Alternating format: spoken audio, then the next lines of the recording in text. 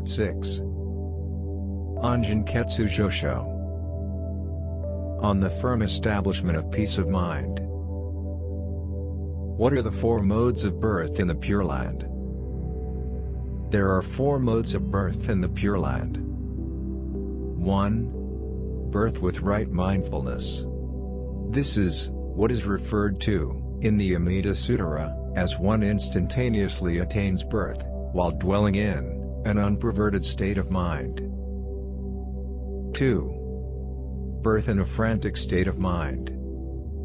It is stated in the Meditation Sutra, section on the lower grade of birth.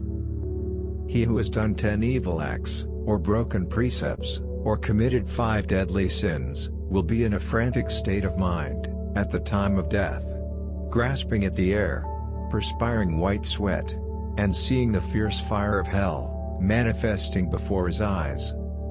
If, however, he meets a good teacher, and is led to say, even one Nembutsu, think of Amida even once, or recite even 10 Nembutsu, he will be born in the Pure Land. 3. Birth with a dim consciousness. This is mentioned in the Gunji-ran. Even though, ordinarily, a person is shone upon by the all-embracing light, and, thereby, the faith of complete trust has been awakened in him.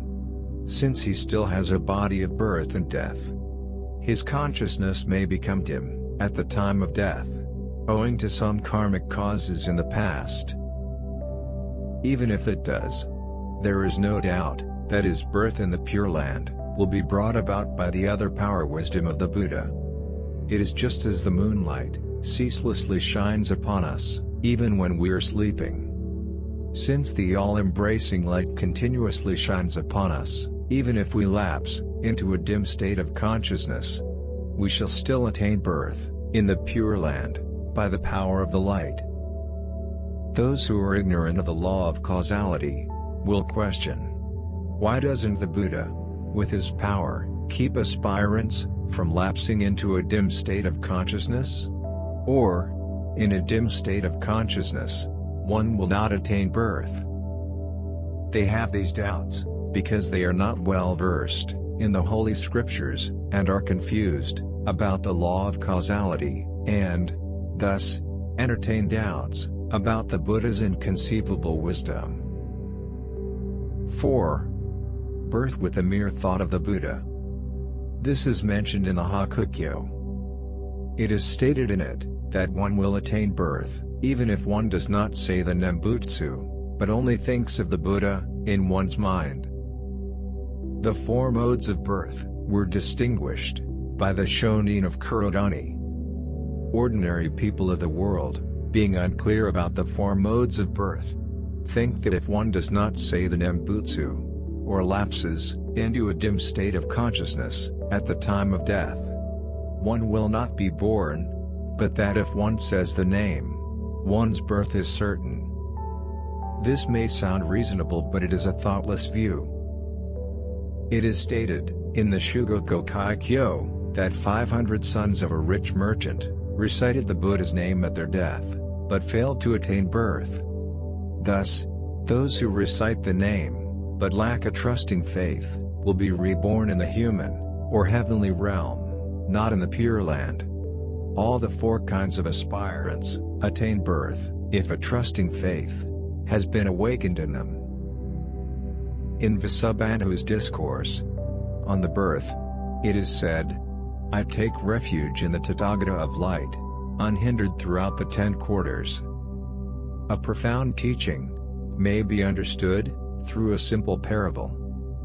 Let us suppose that the sun is Canon. Canon's light is perceived, even by a little child. When very young, he does not know it. When he gets some wisdom, he will suppose that he sees things with his own power, that is, with his eyesight. However, when told by someone who really knows about the sun, that if one were able to see things with one's eyesight alone, one could see things at night, and then urge to go back to the primary cause, that is, the sunlight.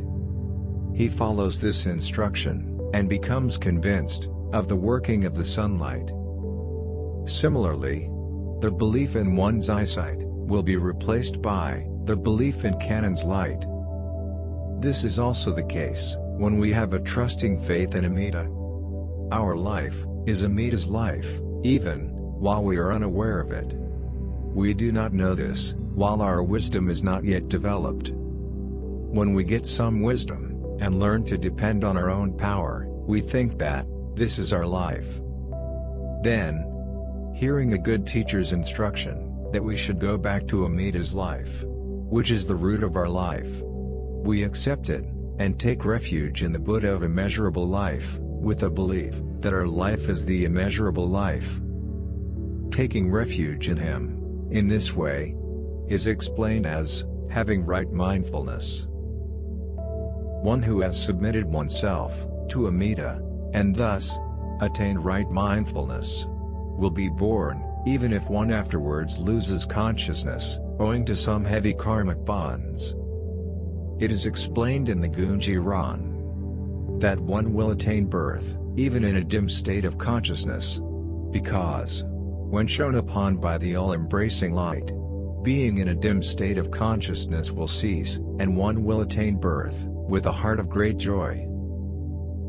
Again, before they submit themselves to Amida, the three lowest classes of person mentioned in the Meditation Sutra, see, at the time of death, manifestations of hell, and become frantic with fear. However, if led by a good teacher, to submit themselves to Amida, they will attain birth. Further, those who have submitted themselves to Amida, at ordinary times, receive the benefit of being embraced. Hence, when they die, they will attain birth while dwelling in unperverted thought.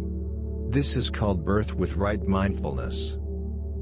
Again, according to the Hakukyo, when the faith of submitting oneself to Amida is awakened, one will be born, even if one dies, without expressing one's faith in words, that is, saying the Nembutsu. This is called birth with the mere thought of the Buddha.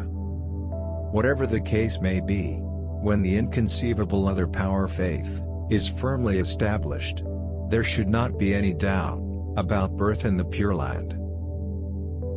There is a parable in the Kamptsuzamai Kyo, which says that once there lived a rich merchant who had a daughter. When he disposed of his wealth before death, he gave her a lump of gold obtained from Jambu River.